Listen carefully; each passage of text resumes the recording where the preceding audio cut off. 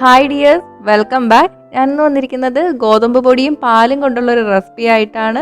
നമുക്കിത് ബ്രേക്ക്ഫാസ്റ്റ് ആയിട്ടോ അല്ലെങ്കിൽ 4 മണിക്ക് ചായയോടൊപ്പം ഒക്കെ കഴിക്കാം. കാണുമ്പോൾ ഇത്തിരി പാടാന്നൊക്കെ തോന്നും, പക്ഷെ ഭയങ്കര സിമ്പിളാണ്, എളുപ്പത്തിൽ തയ്യാറാക്കിയെടുക്കാം. അപ്പം നോക്കാം എങ്ങനെയാണെന്ന്.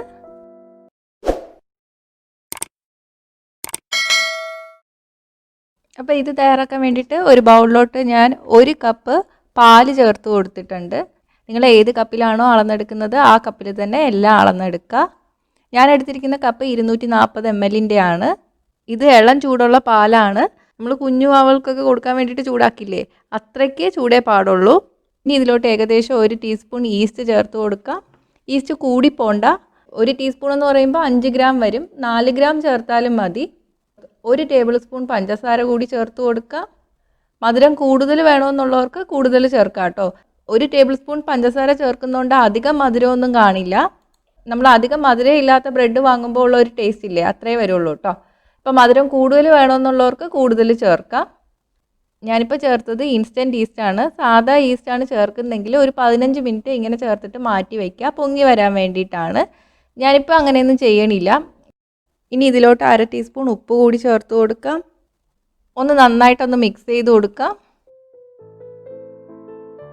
ഇനി ഇതിലോട്ട് 2.5 കപ്പ് ഗോതമ്പ് പൊടിയും കൂടി ചേർത്ത് കൊടുക്കുകയാണ്. പാൽ അളന്നെടുത്ത ഗ്ലാസ്സിൽ തന്നെ ഗോതമ്പ് പൊടി അളന്നെടുക്കുക.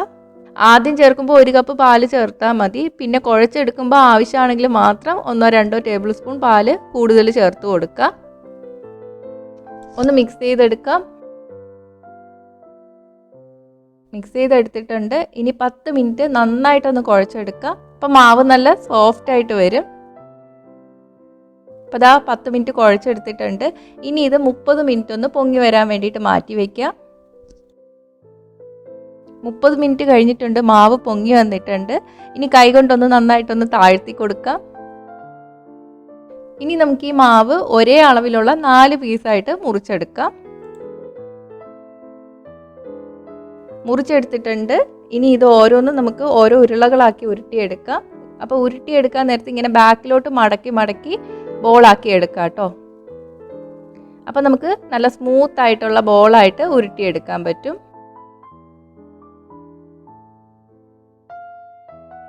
ഇങ്ങനെ തന്നെ ചെയ്യുക, ഇതുപോലെ ഉരുട്ടിയെടുക്കുക.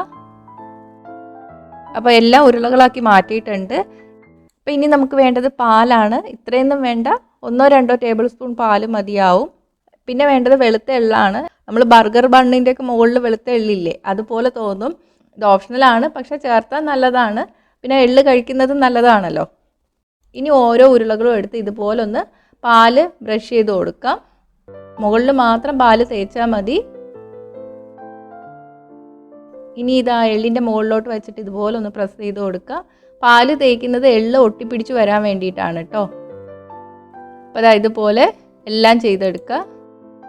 ഇനി നമുക്കിത് പരത്തിയെടുക്കണം. ഒട്ടിപ്പിടിക്കാതിരിക്കാൻ വേണ്ടിയിട്ട് കുറച്ച് മാവിട്ട് കൊടുത്തിട്ടുണ്ട്. അതിൻ്റെ മുകളിലോട്ട് വെച്ച് പതിയെ പരത്തിയെടുക്കുക കേട്ടോ. റൗണ്ടായിട്ട് പരത്തിയെടുക്കുക. ചപ്പാത്തി പോലെ നല്ല നൈസായിട്ട് പരത്തിയെടുക്കരുത്. കുറച്ച് കട്ടി വേണം, പക്ഷേ അധികം കട്ടി കൂടി പോകാനും പാടില്ല. നമ്മൾ പെറോട്ടയുടെയൊക്കെ കനത്തിൽ പരത്തിയെടുത്താൽ മതി. ഇപ്പോൾ സൈഡൊക്കെ നല്ല ഷേപ്പിൽ കിട്ടാൻ വേണ്ടിയിട്ട് ഞാനൊരു അടപ്പ് കൊണ്ട് കട്ട് ചെയ്തെടുക്കുകയാണ്. അധികം ഒന്നും കട്ട് ചെയ്ത് കളഞ്ഞിട്ടില്ല, ഇത്രേ കട്ട് ചെയ്ത് കളഞ്ഞിട്ടുള്ളൂ. ഇനി ഇത് നമുക്ക് 4ആയിട്ടോ 6ആയിട്ടോ മുറിച്ചെടുക്കാം. ചെറുത് മതിയെങ്കിൽ 6ആയിട്ട് മുറിച്ചെടുക്കുക, ഇല്ലെങ്കിൽ 4ആയിട്ട് മുറിച്ചെടുക്കുക. അപ്പോൾ ഇതുപോലെ എല്ലാം പരത്തി കട്ട് ചെയ്തെടുക്കുക. ഇത് ഒട്ടിയൊന്നും പിടിക്കില്ല കേട്ടോ. ഇനി നമുക്കിത് വറുത്തെടുക്കാം. അതിന് വേണ്ടിയിട്ട് ചുവട് കെട്ടിയുള്ളൊരു പാത്രം ചൂടാക്കി എടുക്കുക. ഇതിലോട്ട് എണ്ണ ഒഴിച്ചു കൊടുക്കാം. ഞാനിപ്പോൾ സൺഫ്ലവർ ഓയിലാണ് എടുത്തത്. ഏതെണ്ണ എടുത്താലും കുഴപ്പമൊന്നുമില്ല. ഇനി എണ്ണ നന്നായിട്ട് ചൂടായിട്ട് വരണം. തീ മീഡിയത്തിലാണ് ഇട്ടിരിക്കുന്നത്. എണ്ണ ചൂടായിട്ട് വരുമ്പോൾ നമുക്ക് ഓരോ പീസായിട്ട് ഇട്ട് കൊടുക്കാം. എണ്ണ ഇതേപോലെ മുകളിലോട്ട് കോരി ഒഴിച്ചു കൊടുക്കാം കേട്ടോ. അപ്പോൾ അതാ ഇതുപോലെ പൊങ്ങി വരും. പൊങ്ങി വന്ന ഉടനെ തന്നെ നമ്മളിത് തിരിച്ചിട്ട് കൊടുക്കണം. ആ സമയത്ത് താഴെ ബ്രൗൺ നിറമൊന്നും ആയി കാണില്ല, എന്നാലും നമ്മൾ തിരിച്ചിട്ട് കൊടുക്കണം. ഇനി മറിച്ചിട്ട ഭാഗത്ത് ബ്രൗൺ നിറം ആയി വരുമ്പോൾ ഇതുപോലെ തിരിച്ചിട്ട് കൊടുക്കുക. ഇനി താഴെയും ഒന്ന് ബ്രൗൺ നിറം ആയി വരണം. തീ കൂട്ടിയിടരുത്, എന്നാൽ പെട്ടെന്ന് കരിഞ്ഞു പോവും.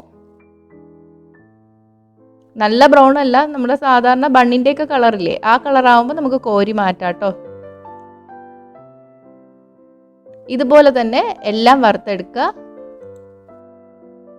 ഇപ്പം ഞാൻ എല്ലാം വറുത്തെടുത്തിട്ടുണ്ട്.